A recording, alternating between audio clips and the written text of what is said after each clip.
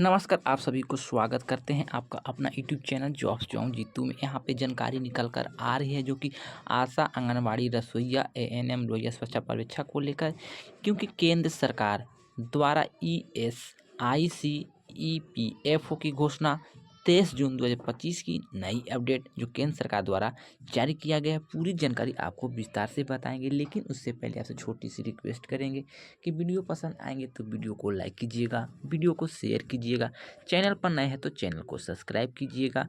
यहाँ पे जानकारी जो लिखी गई है कि सभी कर्मी की भविष्य निधि पीएफ पेंशन की सुविधा को लेकर नया अपडेट जारी की गई है। पूरी जानकारी विस्तार से देने वाले हैं, बस वीडियो को अंत तक वॉच कीजिए, सारी जानकारी आपको समझ में आ जाएंगे। तो चलिए वीडियो को करते हैं स्टार्ट।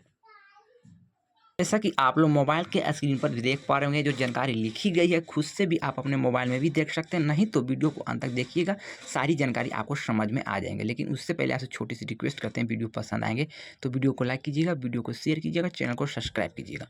तो ये जानकारी जो लिखी गई कि आंगनबाड़ी आशा कार्यकर्ताओं को मिलेंगे ईएसआईसी और पीएफ का लाभ, क्योंकि ये जानकारी कुछ दिन पहले का, मैं ये भी आपको पहले ही बता देते हैं। अगर आप लोग इसके लिए इच्छुक रखते हैं तो वीडियो को अंत तक देख सकते हैं, नहीं तो बाद में कहिएगा पुराने वाली न्यूज़ को बता रहे हैं। तो जो जानकारी निकल कर आ रही है हैदराबाद के अंतर्गत निकल कर आ रही है, तो सभी आंगनबाड़ी कितने भी राज्य की आंगनबाड़ी कार्यकर्ता है, आशा है, उनके लिए बहुत ही अच्छी न्यूज़ यहाँ पे देने वाले हैं। तो बस वीडियो को सावधानीपूर्वक देखते जाइए, सारी जानकारी आपको यहाँ पे बताया जाएगा।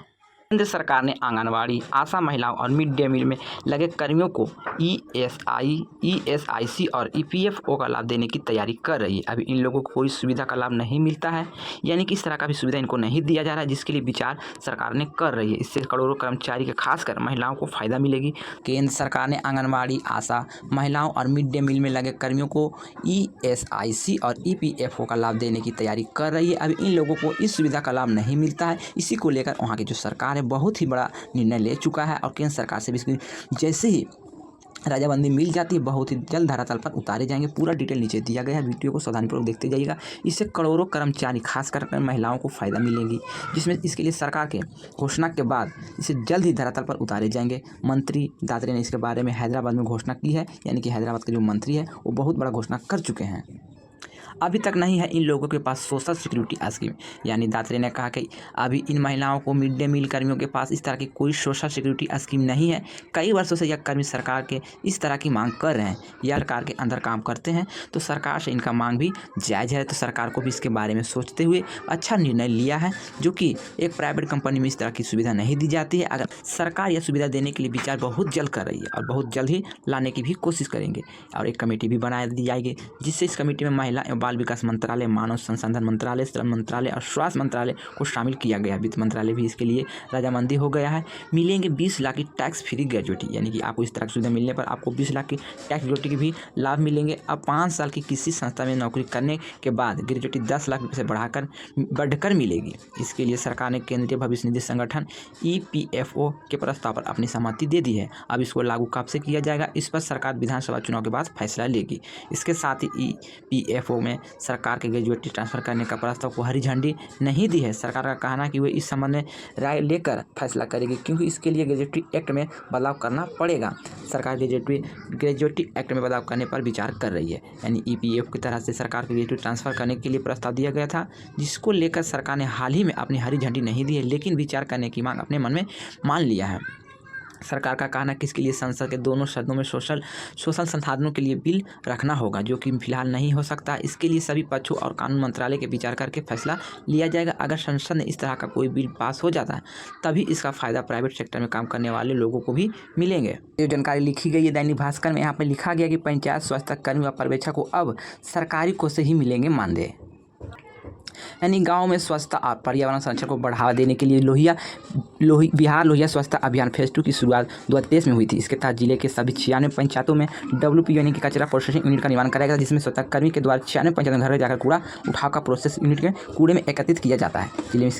जिले में इसके लिए 1350 स्वच्छता कर्मी 96 पर्यवेक्षक की बहाली की गई थी। स्वच्छता कर्मी पर्यवेक्षक को पिछले 1 साल से मानदेय नहीं मिलने से कई पंचायतों में कार्य बंद है। अगर सरकार इन सभी कर्मियों को सरकारी कोष से भुगतान करने का निर्देश जारी किया गया है, तो ग्रामीण विकास विभाग पत्र जारी कर रहा है कि सरकार के द्वारा राज्य के करीब 1,09,000 वार्डों में काम करने वाले स्वच्छता पर्यवेक्षक कर्मी को इनका मानदेय के लिए जनवरी से दिसंबर 25 तक के भुगतान राज्य सरकार के संसाधन द्वारा किया जाएगा। पत्र में कहा गया कि केंद्र सरकार के पहले वर्ष में SBM की राशि भुगतान होगा। इस प्रकार अब स्वच्छता कर्मी को और स्वच्छता पर्यवेक्षक का मानदेय भुगतान के लिए बजट आवंटन की समस्या को खत्म कर दिया गया है। मालूम हो कि पंचायत में प्रत्येक वार्ड में 2 स्वच्छता पर्यवेक्षक की नियुक्ति की गई थी। स्वच्छता पर्यवेक्षक को प्रतिमाह 3,000 रुपया और स्वच्छता कर्मी को 3,000 रुपया और स्वच्छता पर्यवेक्षक को 7,500 रुपया देने का भुगतान किया जाता है। और गौरतलब कि पहले कई पंचायतों में स्वच्छता कर्मी स्वच्छता पर्यवेक्षक को मानदेय 15वें वित्त टाइफंड के द्वारा इसे दिए जाते थे। तो यहाँ पे जानकारी निकल कर आ रही थी कि अब सभी का मानदेय बहुत ही जल्द मिलेंगे। जितनी भी बकाया मानदेय उनको भी देने का ऐलान कर चुका है, क्योंकि चुनाव बहुत ही नज़दीकी आ चुका है। इसलिए सरकार इस पर बड़ी गहरी से सोच विचार करके निर्णय ले चुका है और इसे बहुत ही जल्द इसे बिल पास करते हुए आप सभी का मानदेय भुगतान का